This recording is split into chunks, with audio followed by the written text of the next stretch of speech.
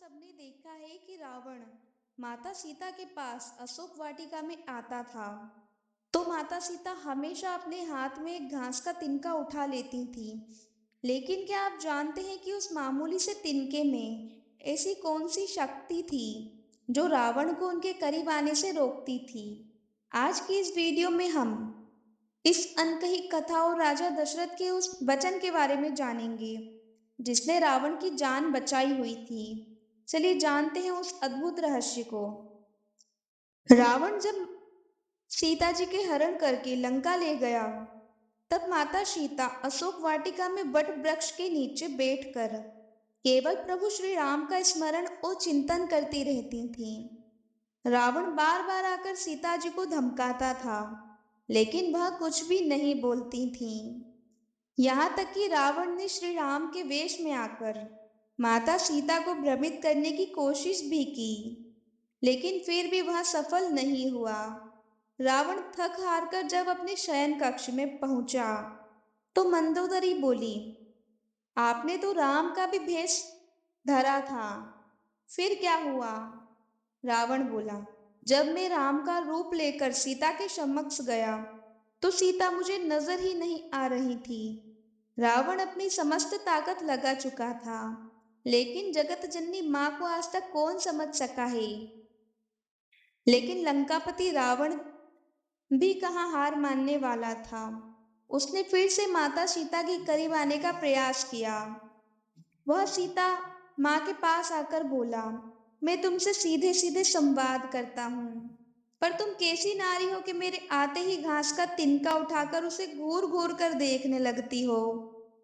क्या घास का तिनका तुम्हें राम से भी ज्यादा प्यारा है? रावण के इस प्रश्न को सुनकर माता सीता बिल्कुल चुप हो गई और उनकी आंखों से आंसुओं की धार बह पड़ी। शायद वह मन ही मन उन खूबसूरत पलों के बारे में सोच रही थी जब श्री राम से विवाह करके अयोध्या आई थी।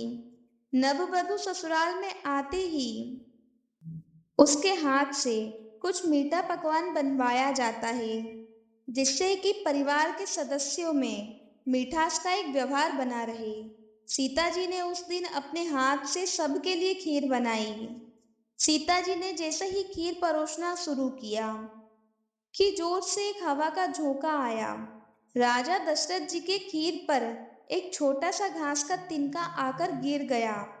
सीता जी ने दूर से ही उस तिनके को घूरकर जो देखा, तो वह तिनका जलकर राख बन के एक छोटा सा बिंदु बनकर रह गया।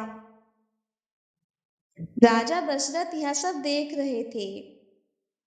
सीता जी को लगा उन्हें किसी ने नहीं देखा।